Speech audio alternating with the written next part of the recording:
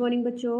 आज हम कक्षा 7वीं विषय हिंदी में हम लोग पढ़ रहे थे पाठ 3 विद्रोही शक्ति सिंह। ठीक है, इसका आधा भाग हुआ था, है ना। आज आधा भाग बचा हुआ है। ठीक है, देखते हैं यहाँ पे आए थे। वो क्या क्या था, शक्ति सिंह अपने भाई से ईर्ष्या और जलन के कारण क्या क्या था, जाकर अकबर से मिल गया था, अकबर की तरफ से लड़ने लग गया था, है ना। वहीं तक यहाँ से आए थे। अब आज देखते हैं यहाँ पे, आज मरने के समय एक बार राज्य चिन्ह धारण करने की बड़ी इच्छा हुई। हंसकर मन्ना जी ने कहा। राणा ने उसकी उन्मादपूर्ण हंसी में अटल धैर्य देखा। मुगलों की सेना में से शक्ति सिंह इस चातुरी को समझ गया, है ना। मुगल की सेना में शक्ति सिंह क्या क्या इस चातुरी को समझ गया। उसने देखा घायल प्रताप रण क्षेत्र से जीते जागते निकले जा रहे हैं, है ना। शक्ति सिंह ने देखा कि रण क्षेत्र से राणा प्रताप क्या करें, जीते जागते निकले भागे जा रहे। तो वीर मन्ना जी को प्रताप समझकर मुगल इधर ही टूट पड़े हैं, है ना, क्योंकि उसका मुकुट उन्होंने धारण किया था। किसने? मन्ना जी ने। तो मन्ना जी को सब राणा प्रताप समझकर सैनिक उसके पीछे पड़े हुए थे। तो उसी समय 2 मुगल सरदारों के साथ महाराणा के पीछे पीछे शक्ति सिंह ने क्या किया, अपना घोड़ा को छोड़ दिया। खेल समाप्त हो रहा था। स्वतंत्रता की बलि वेदी पर सन्नाटा छा गया था। जन्मभूमि के चरणों पर मर मिटने वाले वीरों ने अपने उत्सर्ग कर दिया।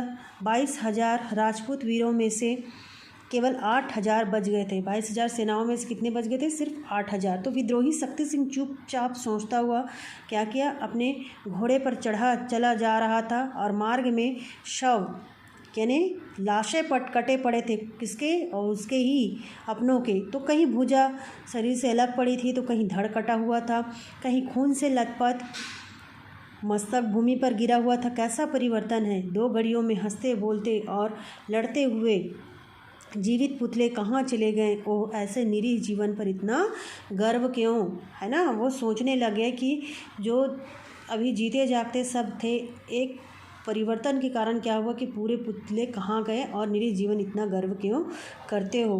तो शक्ति सिंह की आंखें ग्लानि से छलछला गई। ग्लानि मतलब होता है पश्चाताप, है ना। ग्लानि से भर आई। और ये सब भी राजपूत थे, है ना, उनके ही अपने थे, मेरी ही जाति के खून थे। हाय रे, मेरा प्रतिशोध पूरा हुआ। क्या सचमुच पूरा हुआ? नहीं, यह प्रतिशोध नहीं, अधम शक्ति।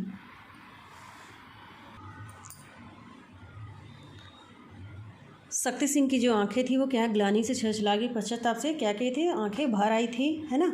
और ये सब भी क्या थे? राजपूत थे, मेरे ही जाति खून थे। हाय रे, मेरा प्रतिशोध पूरा हुआ। क्या सचमुच पूरा हुआ? वो सोचने लगे क्या मेरा प्रतिशोध, मेरा बदला पूरा हुआ?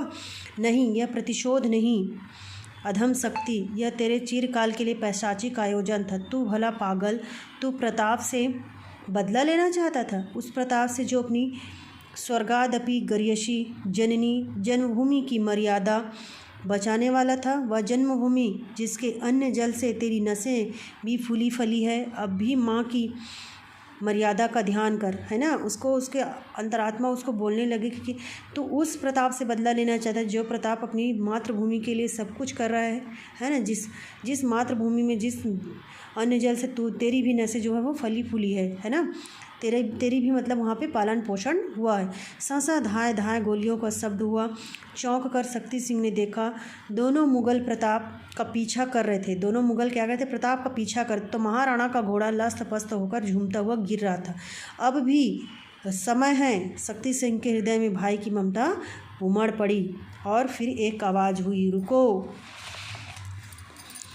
दूसरे क्षण शक्ति सिंह की बंदूक छूटी, है ना, और पलक मारते दोनों मुगल सरदार जहाँ के तहाँ ढेर हो गए। उन्होंने मार दी।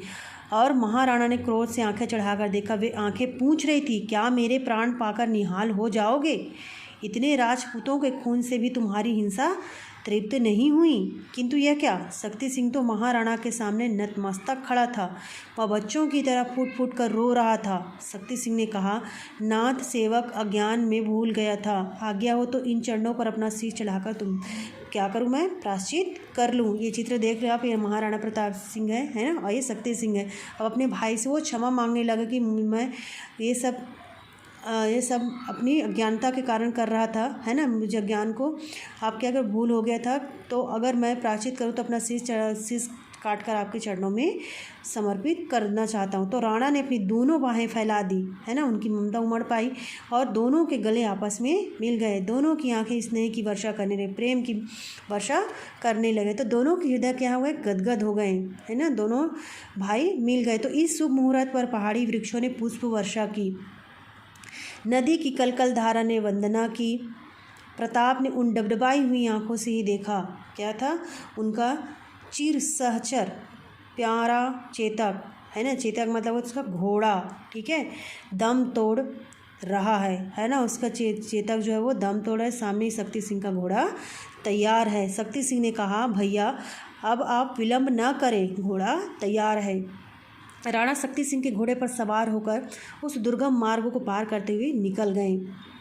श्रावण मतलब सावन, ठीक है, श्रावण का महीना था।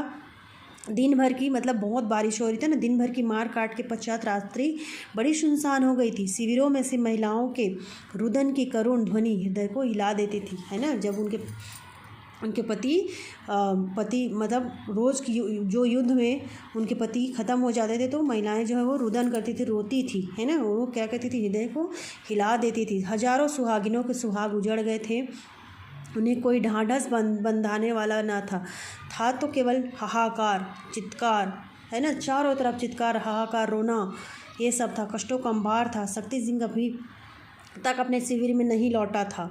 उसकी पत्नी भी प्रतीक्षा में उसकी विकल थी, बहुत व्याकुल हो चुकी थी। उसके हृदय में जीवन की आशा निराशा क्षण क्षण उठती गिरती थी। अंधेरी रात में काले बादल आकाश में छा गए थे। एकाएक उस शिविर में शक्ति सिंह ने प्रवेश किया। उसके कपड़े खून से तर थे।